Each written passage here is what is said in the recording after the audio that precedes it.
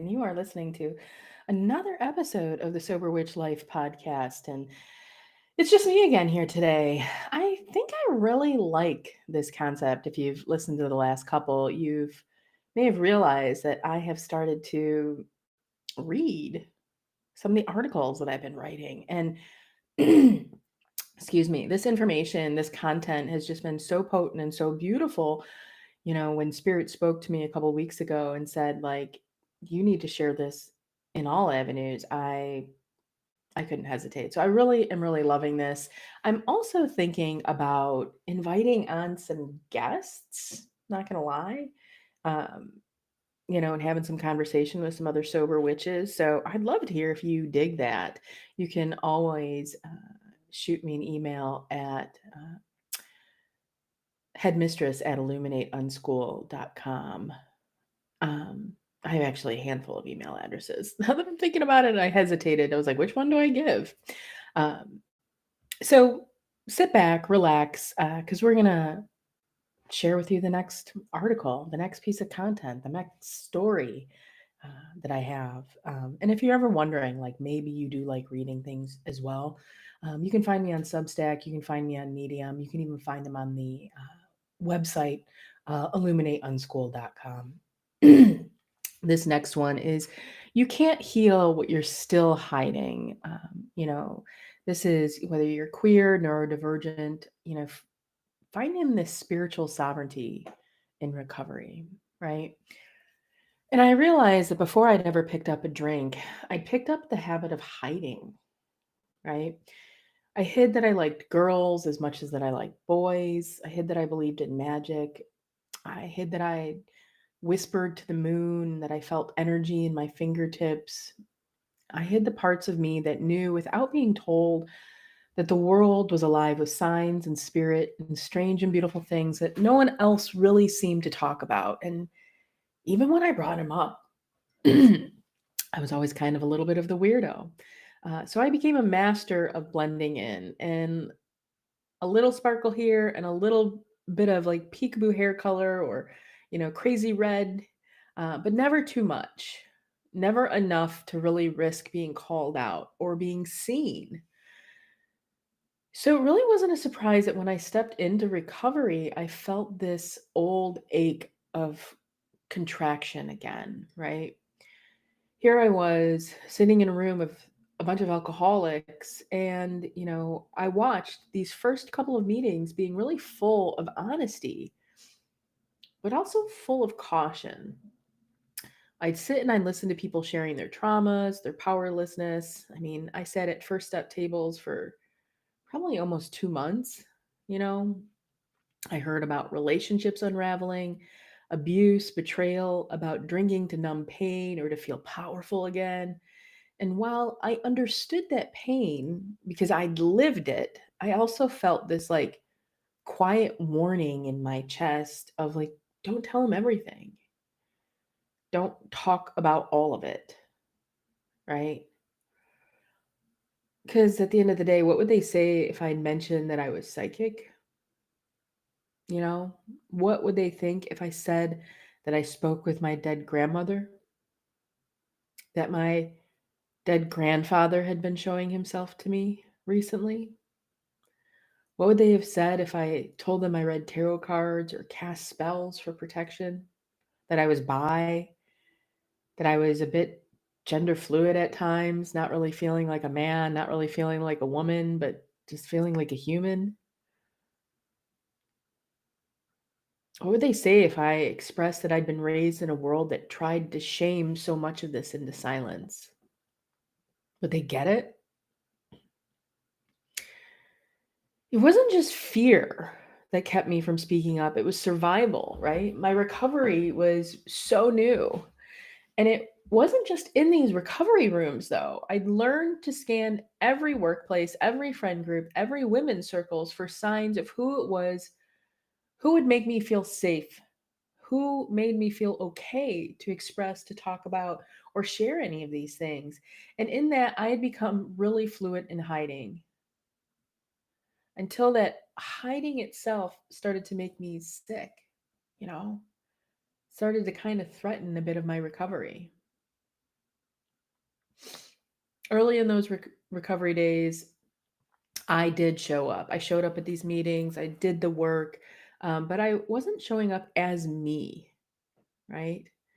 I went to meetings, I nodded, I shared just enough to be seen, just enough to kind of get some sentiment and feedback, but never so much that I'd actually be known. I learned how to talk about a higher power without saying the word goddess. I'd say intuition when I really meant that it was one of my ancestors or spirit guides talking to me. I'd say, gut feeling. I can feel it in my gut when I really meant that I had a clear sentient response. I wasn't lying. I was editing. I was trimming myself down to fit in that room, to translate my truth into something that was more palatable for the folks that sat at these tables. And there's a particular kind of loneliness that comes from being surrounded by people who are pouring their hearts out and still feeling like you're the strangest one in the room. When someone would talk about the abuse they survived or the God they found in recovery or the pain that pushed them to drink, I resonated. But my pain had different symbols to it. My healing came with a different language. And I hardly saw anyone else that really looked like me in these tables. People that were queer, neurodivergent, spiritually raw, open, holding crystals in one hand, holding their heartache and trauma in another.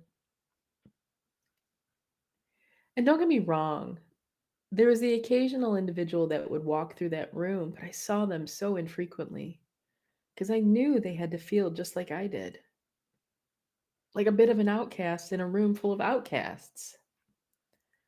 So I stayed quiet. Not always, but often enough that it became a pattern for me. And I would censor myself when I wanted to speak. I'd bite my tongues when my guides were whispering through me. And I would dim my light just enough to avoid questions, stares, the polite nods, followed by like a distant glare in their eye. And like so many of us do, I'd convinced myself it was okay, that I was being included enough, that spiritual safety was something I could live without. But safety isn't the same as healing, and silence isn't the same as peace. I can't tell you the exact date that things started to shift and change. Recovery is full of blurred timelines and spiritual snapshots. And frankly, sometimes I feel like those first days of recovery are just yesterday, and that yesterday is actually years ago. But I do remember this moment very clearly. I'd been talking to an old timer in the program, a gentleman that had more than 50 years sober. He had this beautiful pendant that he would wear, this AA pendant, and it was just gorgeous. And he had such this beautiful grounded energy in him, the kind that makes you feel safe without even like trying. You felt seen. And we got to talking about his journey, and he told me how he had found God. The way he said it, there was no judgment, just reverence, just truth. And I felt completely at ease with him. And yet, I still hesitated.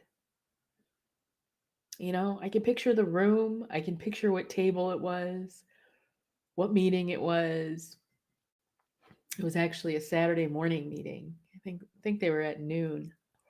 And smaller than some of the other meetings, but not as small as the smallest I sat at. But I didn't tell him about my God or my goddess, about the divine voices that I hear when I tune in and I'm quiet, about my altar that I had at home or my ancestors or my boatloads of candles and jars of moon water.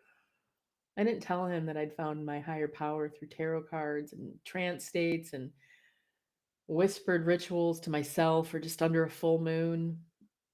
I was afraid he wouldn't understand, or worse, that he'd smile politely and then never speak to me again. You know, when I wrote these, I got emotional. And now, like, reading them to you again. You know, that conversation stayed with me, not because of what I'd said, but because of what I didn't say. It made me realize something deeply uncomfortable, that if I wanted long term sobriety, I couldn't build it on spiritual erasure. I couldn't keep hiding my truth and expecting to feel whole. It was around that time that I'd actually dyed my entire head bright pink. I know those of you that are watching us on video, you're going to say, that's not bright pink, but by golly, does it get bright when it's not faded. Until then, I'd always played it safe. I'd have a streak or like a little peekaboos. But this was different and this was really loud and this was magical to me. It was a declaration that I was tired of being palatable. I was tired of blending in and I wanted to look like how I actually felt, which was strange and vibrant and wild and me.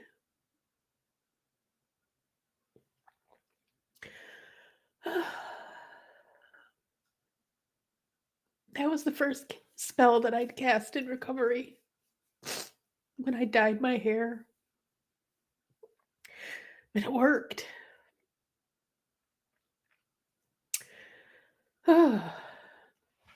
Once I stopped hiding, it was when the real work began. Oof, let's wipe these eyes. I started leaning fully into my psychic gifts. I no longer called them gut instincts or quirky intuition, and I'd honored them as sacred. I started conducting ritual on a regular basis, especially for protection. I began pulling my cards, not just for clarity, but for conversations with my guides, discussions on how I could stay on my highest path, how I could stay in recovery, how I could avoid the things that risked me into a relapse. I lit candles. I spoke to my grandmother's spirit. I cleansed my energy after hard days, and I sat with my cauldron in silence and awe. Witchcraft was no longer a hobby, it was a home. And it wasn't just about casting spells, it was about shadow work, real shadow work, the kind that makes you look inward and ask hard questions. What do I actually want? Why does this hurt so much? Where is this shame coming from? And whose voice is this? Mine or someone else's that I swallowed years ago? Ugh, so many voices that I swallowed.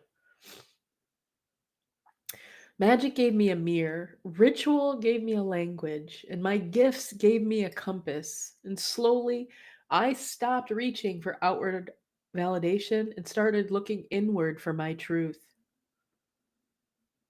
I wasn't alone either. I had a therapist, an incredible one, who didn't flinch when I talked about spirit guides.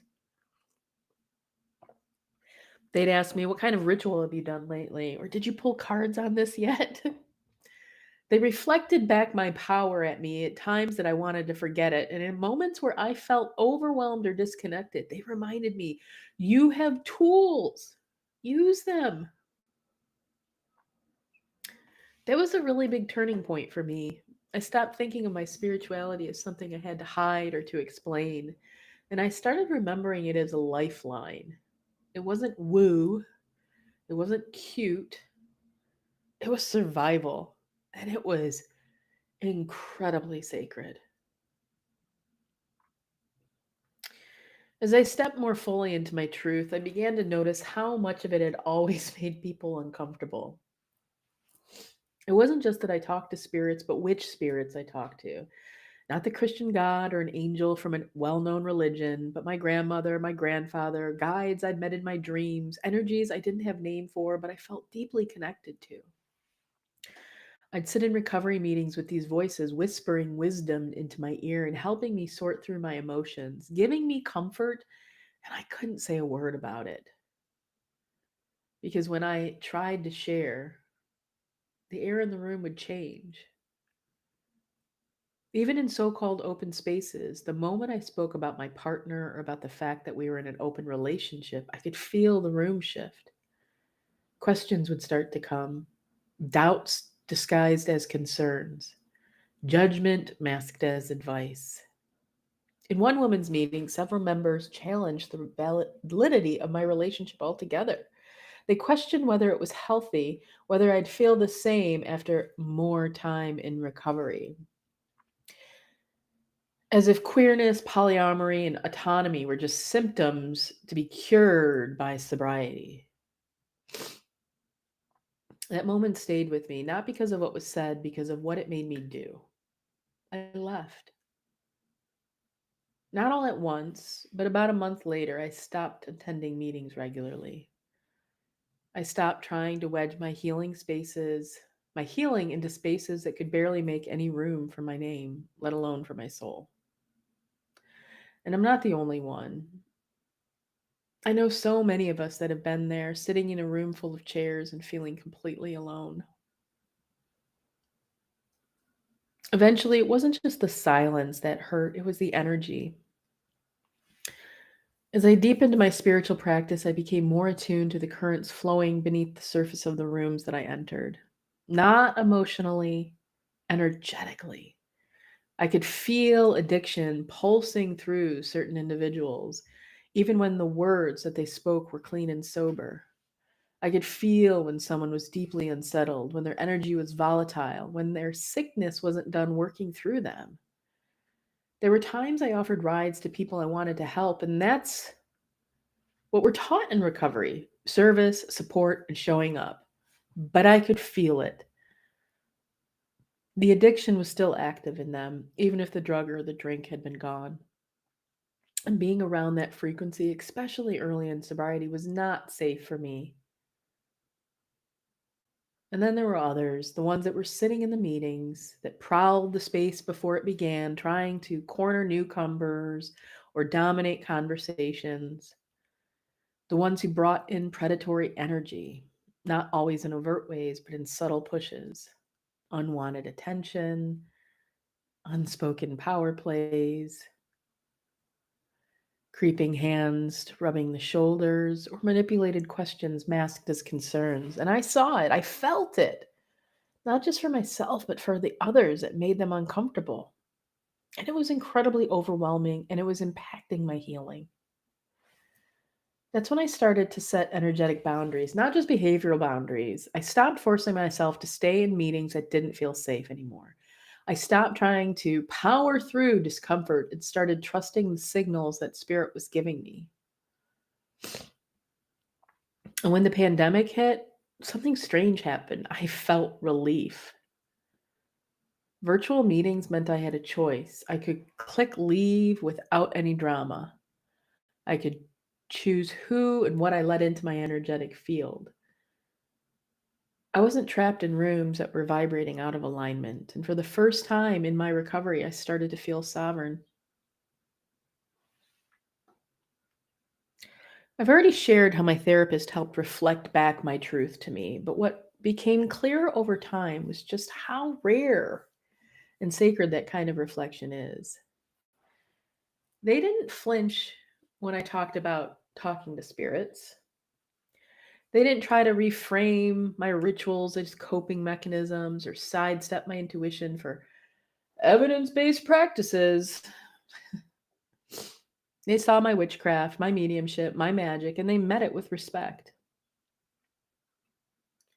Like I said, when things got a hand, and they often did, they'd ask me things like, "What kind of ritual have you done? What kind of cards have you pulled? What did your guide say?" Not, "Are you sure that's real?" or "What does your sponsor think?" But questions that honored my way of knowing, questions that brought me back to my center. This wasn't just support, this was empowerment to be who I truly was meant to be. And they reminded me that my healing tools weren't on a shelf, that they were inside me. They were the things that I'd been practicing and the things that I'd known for ages. They reminded me that I didn't need to earn a spiritual connection through someone else's doctrine. I already had it. Therapists like that are incredibly rare, but they shouldn't be. Because if recovery is going to include all of us, it has to recognize that healing doesn't look the same for every soul. For some of us, it's not a scripture that saves. It's sacred smoke and moonlight and ancestral presence. It's spell crafting, shadow work, and the steady drumbeat of intuition. And when a professional honors that, it can change everything. Let's be honest, traditional recovery programs know that they have gaps. That's why we've seen the rise of LGBTQ meetings. We've seen the rise of women's tables, Dharma recovery, smart recovery, all of these other pathways. And I thank the goddess for them. They exist because the dominant model has not worked for everyone. If it had, we wouldn't need alternatives. But even in those spaces, even in those so called inclusive rooms, I still often had to translate.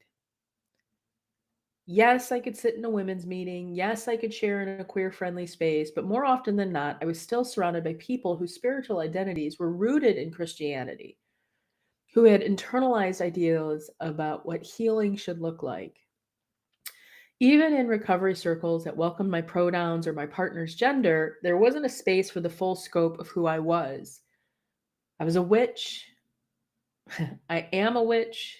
I am a psychic. I am neurodivergent.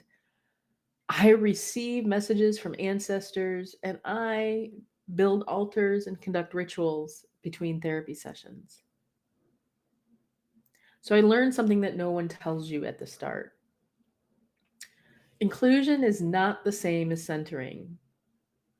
I wasn't just looking for a seat at someone else's table. I was trying to build an entirely different temple, one where we could speak the language of spell work and shadow, one where divination was sacred, not silly, one where no one flinched when you said your higher power wears a skirt made of feathers and appears in your dreams. That's the space I needed. And I knew that if it didn't exist, I would have to create it. So, to all the queer, neurodivergent, witchy souls sitting in the back of the room, sitting wherever you may be and listening, still editing your story, still trying to make your healing digestible, I see you. I know what it's like to feel like too much and not enough at the same time, to wonder if the room would still hold you if you spoke your whole truth, to feel the ache of being surrounded by people in fellowship and still feel utterly alone, to sit on your hands when the guides are speaking because you're scared that no one's going to understand. I've been the only one with a deck in my bag, a sigil in my pocket, and a partner no one talks about. I've swallowed stories because I didn't want the silence that might follow. And I've walked away from spaces that asked me to be someone I'd already worked so hard to unbecome. So if you're still hiding, don't give up. Your strangeness is not a liability, your truth is not a threat, and your path is not a detour. It's the way through all of this. There is a circle that is being built for you where spellcraft and sobriety sit hand in hand, where ritual is honored, where your neurodivergent wiring isn't something to fix, it's something to work with, where love doesn't have to look heteronormative to be holy, and when you can take a deep breath and finally exhale. You deserve that. We deserve that, all of it. And if you haven't found it yet, please know we're making it. Being spiritually sovereign in recovery means no one else gets to define your path to wholeness. Not your sponsor, not your therapist, not your family, not the old timer that found God in a chapel, not the newcomer quoting from the big book. Only you. Sovereignty means choosing your own sacred language. It means your relationship with the divine, however it presents itself to you, is valid, holy, and entirely yours. It means trusting your inner guidance over external approval. It means knowing that your sobriety is real, even if it's supported by rituals, herbs, tarot, moonlight, instead of church pews or standard prayers. Recovery isn't just a program, it's a spiritual journey, a remembering, a reclamation of who we are meant to be. It's not about becoming who others say you should be. It's about returning to who your soul already is. That version of you who never had to shrink to stay safe. The version of you that speaks to the dead and listens to your dreams, who moves with intention, who casts spells, not to control, but to welcome alignment with truth. Spiritual sovereignty means you are the author of your own healing story and you get to write the rituals. You get to name the gods or walk with none at all. You get to evolve on your own terms. And yes, you even get to change your mind along the way. You can't heal what you're still hiding. Not the queerness, not the grief, not the voices that speak in quiet, not the knowing in your bones that there's more to recovery than just abstinence. And if your truth still lives in the shadows, your healing will stay there too. And I promise you, you deserve more than that. You deserve the kind of recovery that honors your whole being, the kind that doesn't ask you to trade your magic for approval, the kind that makes room for your cards, your craft, your ancestors, your emotions, your frequency, the kind that lets you be fully seen and still fully loved. So if you're still hiding, come out and do it slowly if you need to, but come out in color, come out in candlelight, come out in the quiet moments where when your soul begins to whisper that it's time. And if you can't find a place that welcomes all of you, come find ours. Because everything I'm building, I'm doing in your name. Much love from me to all of you.